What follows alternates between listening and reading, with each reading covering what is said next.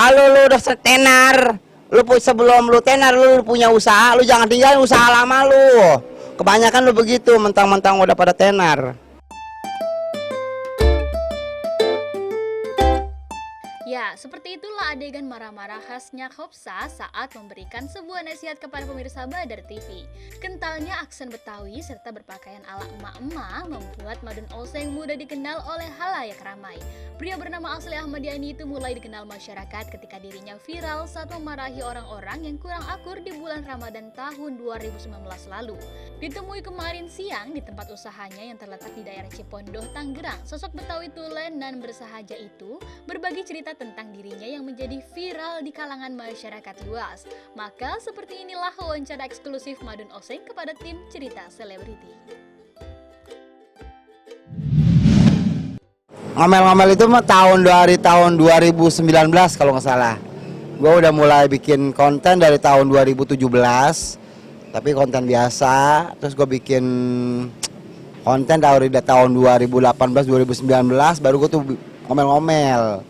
Nah awalnya gue bukannya Nyakopsa awalnya. Pertama gue biasa Bang Madun lah. Terus gue ngoceh-ngoceh sambil. Ya pertama itu viral tahun 2019 itu viral. Lo sama saudara biar pada akur, jangan pada berantem mulu mau puasa, mau Ramadan no. Kuburan baba lo, koredin nyalo koredin no. Ngkong lo koredin kuburan lo, jangan bandanya lo pake. Kayak gitu. Itu viral banget di sosmed. Cuman gak sampai ke luar daerah. Maksudnya sampai Jakarta aja. Nah terus tahun 2020 awal Covid itu gua sejalan gua seiring waktu gua bikin konten terus sampai sekarang nih gua bikin konten. Akhirnya gua di pertengahan tahun 2019 gua viral lagi sama vlogger Indonesia. Sama Farida Nurhan. Terima kasih buat Farida Nurhan yang udah bantu banyak banget support gua di usaha gua juga. Dia memperkenalkan kuliner gua sama masyarakat halayak ramai.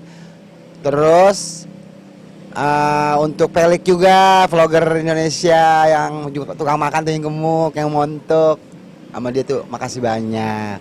Terus lagi buat Betawi rempuk, Betawi kocak, Betawi nyablak, semuanya Betawi di seluruh Indonesia. I love you so much. Yang lu udah yang bantu gue banyak banget. Dulu sih gue kayak gini tuh emang udah gue pengen punya ciri khas gue. Kebetulan ada satu YouTuber gue bikin YouTube. Di situ gue sosok sebagai Nyakopsa. Awalnya Bang Madun aja gitu panggilannya. Bang Madun gitu kan. Terus lama-lama gue bikin YouTube. Gue di situ berperan sebagai istri yang bawel, yang cerewet, suaminya tukang mancing gitu kan. Jadi gue nggak mau tuh suami gue tukang mancing mulu, kerjaan lu, jangan tidur aja lu. Kayak gitu kok, ngomel-ngomel gitu dah. Kok sosok gue tuh pantas banget kayak gitu. Terus pada seneng. Nyak lu pantas aja jadi gitu, udah terusin aja deh gitu. Ya udah kan gue seperti ini nih. Kayak gini gitu. Jadi awalnya terima kasih buat Batavia Cinema yang udah bantu gua sebagai sosok Nyakopsa. Di situ Batavia Cinema yang ngangkat gua sebagai Nyakopsa. Banyak banget. Awalnya sih mereka tuh ada yang benci banget sama gua. Awalnya ada yang benci banget sama gua, namanya manusia. Sebaik-baiknya kita sebagai manusia juga kan pasti ada seseorang yang membenci kita. Tapi itu ngapain kita pikirin, karena kita juga nggak ngerugin orang kok. Mereka nggak tahu tuh sebenarnya gue siapa gitu kan.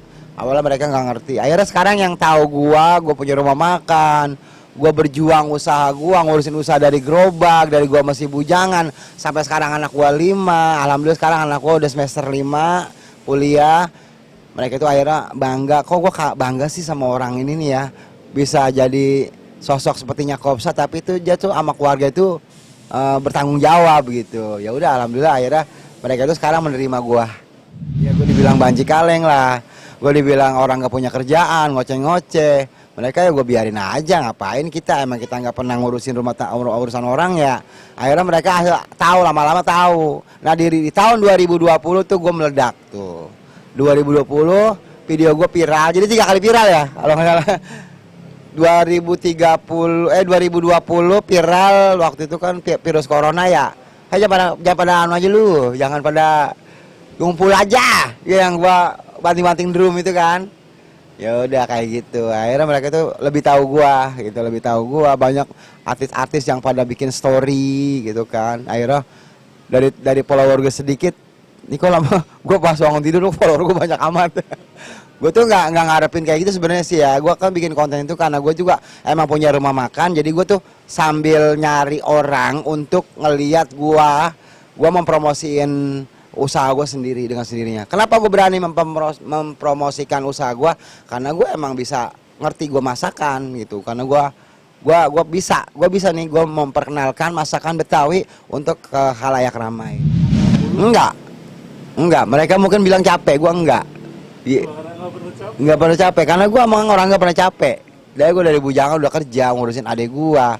Ya alhamdulillah dari susah. Semua udah lakuin karena gue emang sering ngomel gitu. Ngomelnya yang ngomel biasa. Ya udah ngomel ampiar aja. Ciri khas aja. Ciri khas. Karena tuh seseorang tuh harus punya ciri khas. Terus jangan terlalu kita mengharapkan pujian, jangan terlalu mengharapkan follower juga, jangan terlalu mengharapkan like juga. Kita ngapain? Yang penting kita berjalan dengan seiring waktu aja. Kalau lu punya jiwa seni, mereka tuh nggak masih lu bilangin, gue tuh bisa. Kayak gue ngomelin lu secara live juga langsung bisa. Gue bisa jadi sosok Mbak Aya, gue bisa jadi sosoknya Kopsa, kayak gitu aja. Karena gue selain bisa nyoceh, gue bisa masak, kelebihan gue bisa nyanyi, gue bisa ngaji, gue bisa ajan, segala macam. Ya emang kayak gini udah. Kalau dihujat, ya udah berhenti kayak ngehujat. Udah tahu gue semua.